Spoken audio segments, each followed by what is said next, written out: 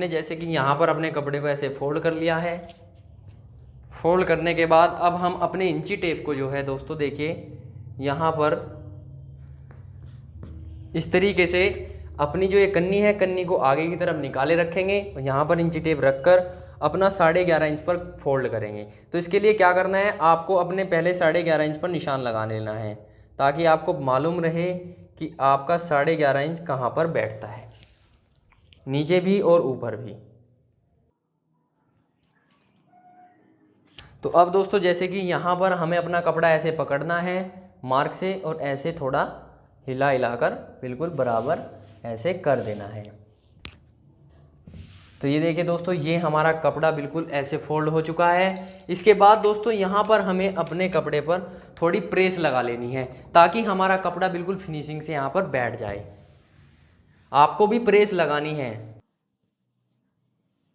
तो दोस्तों देखिए यहाँ पर हमने अपने कपड़े पर बिल्कुल अच्छे से प्रेस कर ली है, आपको भी इसी तरीके से करनी है। अब मैं आपको एक बात और बता दूं, अगर आपके दामन का साइज कुछ भी हो आपको उसका आधा करना है, उस आधे में आपको 1.5 इंच प्लस करना है और फिर अपने कपड़े को ऐसे फोल्ड कर देना है। तो अब दोस्तों क्या करना है, अब आपको सबसे पहले ऊपर की तरफ एक सीधा निशान लगा लेना है। इस तरीके से सीधा निशान लगाने से आपका ये फायदा होगा कि आपका जो तीरा होगा वो बिल्कुल सीधा कटेगा ऊपर की तरफ। देखिए दोस्तों यहाँ पर हमने बिल्कुल सीधा निशान लगाया। अब हम इसको काट कर अलग कर देंगे। तो यहाँ पर काट कर हमने बिल्कुल इसको बराबर कर दिया है। इसके बाद हमें लगाना होता है अपनी लंबाई का निशान।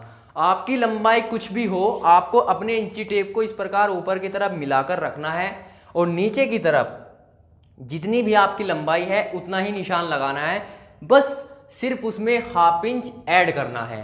1/2 इंच क्यों ऐड करना है, जब आप अपने सूट की कटिंग कर लेंगे और उसे मतलब फ्रंट को बैक में अटैच करेंगे तो आपकी कंधी जुड़ते वक्त आधा इंच का मार्जिन वहां पर चला जाएगा।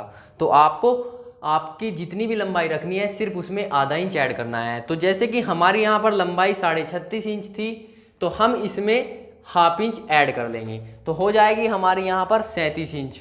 तो 37 इंच पर हम देखें यहाँ पर इस प्रकार से निशान लगाएंगे।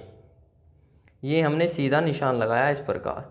अब आपको एक काम और करना है, आपको इसमें 2.25 इंच 2 इंच या 2.25 इंच ऐड करना है अगर आप अपने सूट की में तुरपाई करते हैं। अगर आप सिलाई से फोल्ड करते हैं तो आप 1 इंच लें, अगर आप तुरपाई से फोल्ड करते हैं तो आप 2 या 2.25 इंच लें। तो हम यहाँ पर नीचे की तरफ 37 में 2 इंच और ऐड कर देते हैं मार्जिन के लिए, जो तुरपाई के लिए फोल्ड होगा इस प्रकार से। अब हमें क्या करना है दोस्तों, अब हमें लगाना है अपने आर्म होल का निशान। आर्म होल का निशान जो हम लगाएंगे ऊपर से 6.5 इंच यानी कि 6.5 इंच पर लगाएंगे इस तरीके से। 6.5 इंच पर दोस्तों 95% 6.5 इंच पर ही निशान लगाते हैं ज़्यादातर। 44 इंच ब्रेस्ट तक आपको भी 6.5 इंच पर निशान लगाना है सिंपल सूट की कटिंग करने के लिए। उसके बाद क्या करना है दोस्तों, आपको लगाना है अपनी कमर का निशान। इंची टेप को यहीं रखे रहना है। उसके बाद जो कमर का निशान लगाया जाता है वो लगाया जाता है 14 इंच पर। अगर आपकी जो हाइट है मतलब कि नॉर्मल हाइट है, कम हाइट है, तो आपको 14 इंच पर निशान लगाना है। अगर आपकी हाइट थोड़ी ज़्यादा है तो आपको 14.5 इंच पर निशान लगा लेना है। ये डिपेंड करता है आपके कस्टमर पर कि उनकी हाइट कितनी लंबी है या फिर उनकी हाइट कितनी कम है। कम है तो 14 इंच पर निशान लगाएं, थोड़ी ज़्यादा है तो 14.5 इंच पर निशान लगा लें कमर का। उसके बाद दोस्तों आपको निशान लगाना है अपने हिप का। हिप का निशान हम लगाएंगे ऊपर से 21 इंच पर।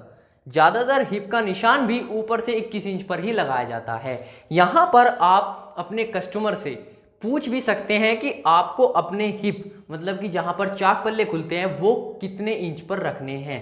वैसे नॉर्मली 21 इंच पर हिप का निशान लगाया जाता है। अब इसके बाद हमें क्या करना है, अपने सारे निशानों को सीधा कर लेना है स्केल की मदद से।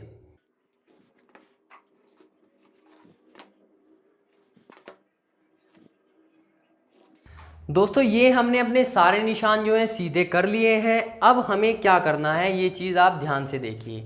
अब हमें लगाना है निशान अपने तिहरे का।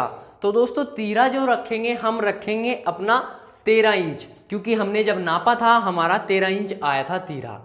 तो अब हम क्या करेंगे, यहाँ पर 13 इंच रखने के लिए 13 इंच का आधा करेंगे, वो होगा 6.5 इंच, यानी कि 6.5 इंच। अब हम अपना 6.5 इंच जो है दोस्तों यहाँ से 6.5 इंच इस प्रकार नापेंगे ऐसे। तो ये हमने यहाँ पर 6.5 इंच पर निशान लगा दिया। अब इसके बाद नीचे की तरफ जो आपकी ये ब्रेस्ट लाइन है इस पर निशान लगाना है।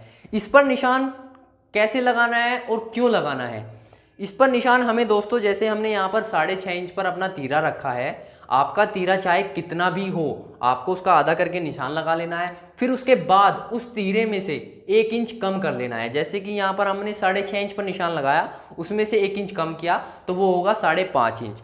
अब हम यहाँ पर 5.5 इंच पर निशान लगा देते हैं। अब आपके दिमाग में ये बात आई होगी कि ये निशान लगाया क्यों है। दोस्तों ये निशान इसलिए लगाया है ताकि आपके जो आर्महोल होता है इसकी शेप जो है अच्छी आए, क्योंकि काफ़ी बार क्या होता है दोस्तों, आपके आर्महोल की साइड में यहाँ पर झोल आता है। तो झोल ना आने के लिए हम इसको ऊपर से 1 इंच कम पर निशान लगाते हैं। आप दोस्तों इसको आधा इंच कम या फिर 0.25 इंच कम भी कर सकते हैं, वो डिपेंड करता है आपकी बॉडी स्ट्रक्चर पर कि आपकी बॉडी स्ट्रक्चर किस तरीके की है।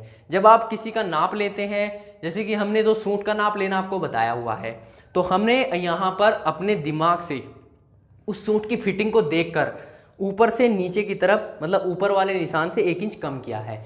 आपको भी ऐसे ही कम करना है। और अब हम दोस्तों अपने इन निशानों को एक दूसरे से मिला लेंगे इस तरीके से।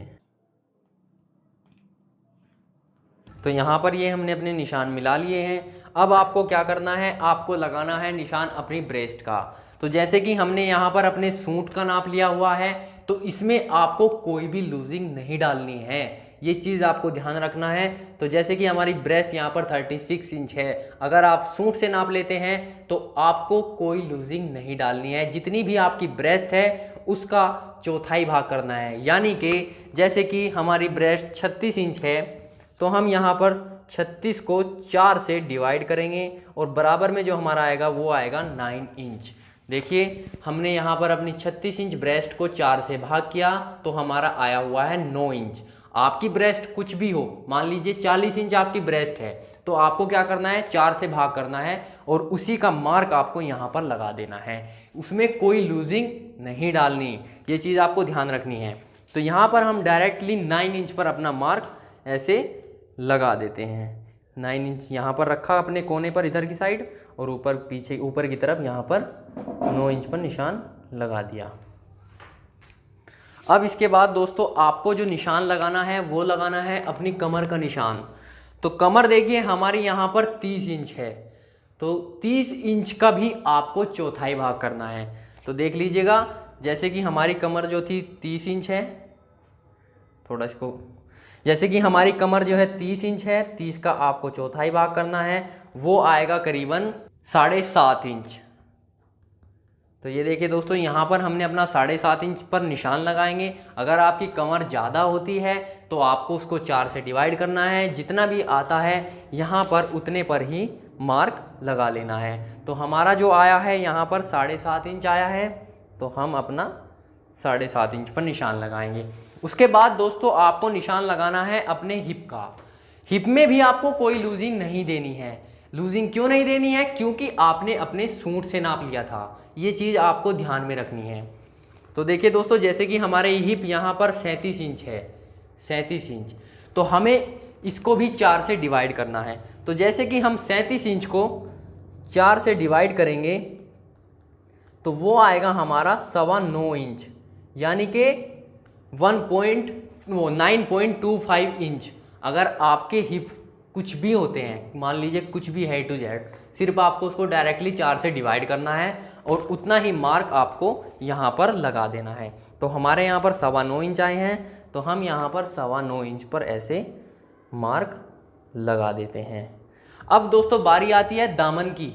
तो हमारा जो दामन था वो 20 इंच था फ्रंट पल्ले का, और जो टोटल मान ली, जो टोटल देखा जाएगा वो था 40 इंच। अगर आप टोटल नापते हैं तो आपको 4 से डिवाइड करना है। अगर आप फ्रंट का पल्ला नाप लेते हैं अपने सूट से, जैसे कि वो 20 इंच था हमारा, तो आपको उसको 2 से भाग करना है, मतलब कि 2 से डिवाइड करना है। तो 20 का आधा होगा 10 इंच। तो हमें यहाँ पर अब अपना 10 इंच पर ऐसे मार्क लगा देना है। आपका दामन कुछ भी हो, आपको भी इसी तरीके से निशान लगाना है अपने दामन का हाफ करके। तो दोस्तों अब आपको क्या करना है, अब आपको अपने सारे निशान जो हैं सीधे कर लेने हैं, सारे निशान एक दूसरे से मिला लेने हैं।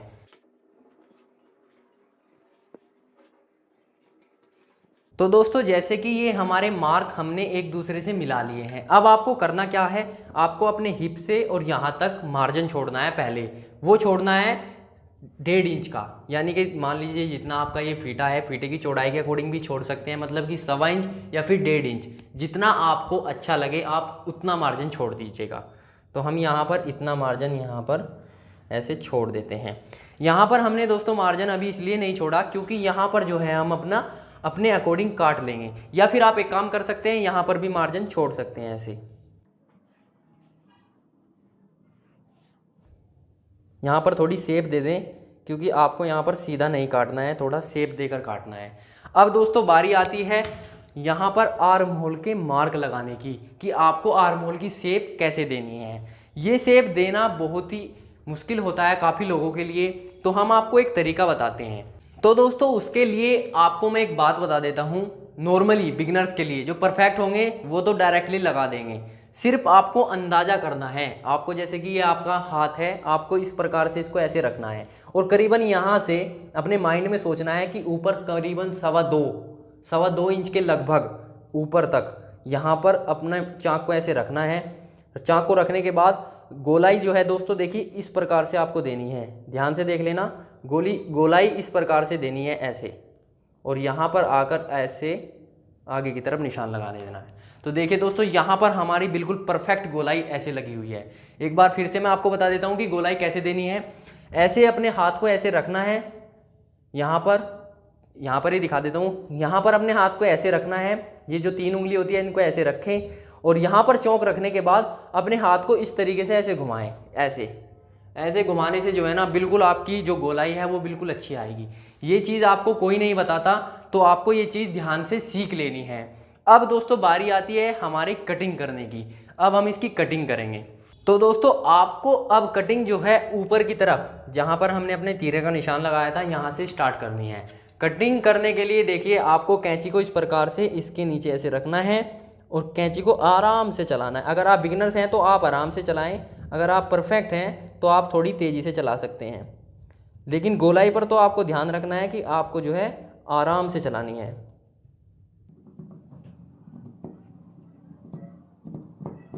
तो देखिए दोस्तों यहाँ पर हमारी जो गोलाई है ऐसे कट चुकी है। अब इसके बाद क्या करना है, हमें यहाँ पर अपनी जो ये हमने मार्जिन छोड़ा था, मार्जिन वाले मार्क पर ही ऐसे कटिंग कर देनी है। यहाँ पर थोड़ी गोलाई लेके चलेंगे ताकि आपके सूट में सिलाई लगाते वक्त थोड़ी फिनिशिंग आ जाए। आपको मतलब इसी गोलाई के अकॉर्डिंग सिलाई लगानी है। जब आप यहाँ पे सिलाई लगाएंगे तो इसी गोलाई के अकॉर्डिंग सिलाई लगानी है, ऐसे नहीं सीधी ऐसे सिलाई नहीं लगानी है, थोड़ी गोलाई में सिलाई लगानी है। अब हम सारे ऊपर से नीचे तक इसको काट देते हैं।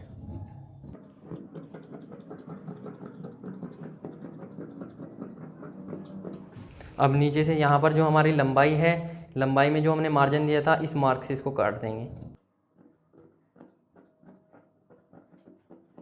तो देखिए दोस्तों जैसे कि ये हमारा फ्रंट यहाँ पर कट चुका है, ये देख लीजिएगा आप, ये हमारा फ्रंट है। अब हम इसको थोड़ा अलग रख देते हैं क्योंकि अब हमें बैक निकालना है। तो बैक निकालने के लिए जो आपका कपड़ा बचा हुआ है, ये देखिए यहाँ पर जो हमारा इधर की साइड में ये कपड़ा है, इसको हम थोड़ा ऊपर खींच लेते हैं ऐसे। जो हमारा ये साइड में कपड़ा है इसमें से हम अपना बैक निकालेंगे। तो दोस्तों बैक निकालने के लिए भी आपको सेम प्रोसेस करना है। पहले 11.5 इंच अपने कपड़े को फोल्ड कर लेना है और इस पर फिनिशिंग के साथ प्रेस लगा लेनी है।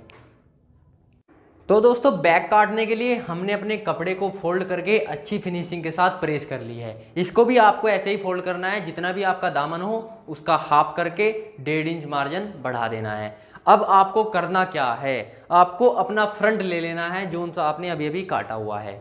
इसको आपको अपने बैक के ऊपर की तरफ बिल्कुल मिलाकर ऐसे बिल्कुल ऊपर की तरफ मिलाकर और यहाँ साइड से, यहाँ से भी बिल्कुल मिलाकर ऐसे रख लेना है।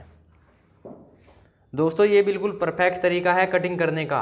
अगर परफेक्ट लोग होंगे तो वो क्या करेंगे, वो पहले ही कपड़े को ऐसे फोल्ड करके फ्रंट और बैक को एक साथ निकाल देंगे। लेकिन हमारा मेन पर्पस है आप लोगों को अच्छे तरीके से समझाना, ताकि आपको लाइफ में कोई भी प्रॉब्लम फेस ना करनी पड़े।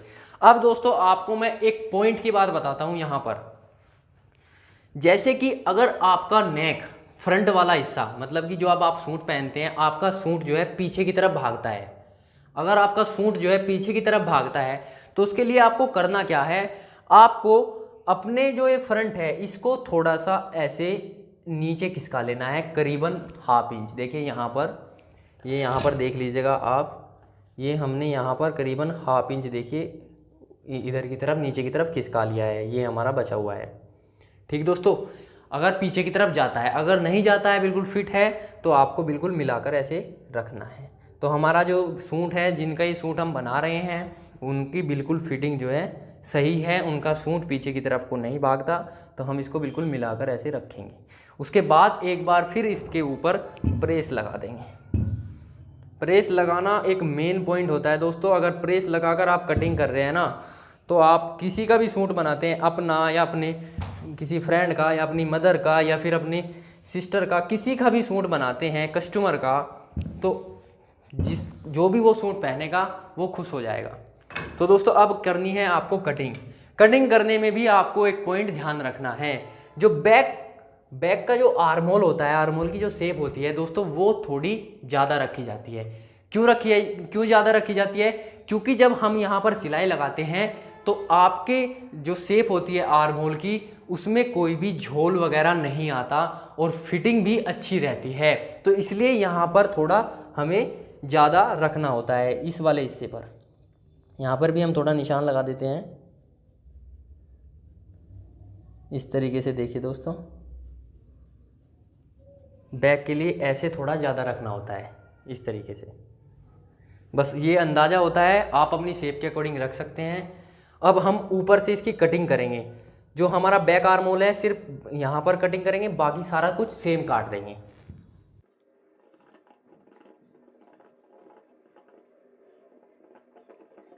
तो ये देखिए दोस्तों, हमारा जो आर्म होल है बिल्कुल सही तरीके से कट चुका है, परफेक्ट कटा हुआ है बिल्कुल आर्म होल। अब आपको करना क्या है, बस अपनी शेप के अकॉर्डिंग, मतलब जो भी आपकी यहाँ पर ये है, बिल्कुल मिलाकर इसको काट लेना है।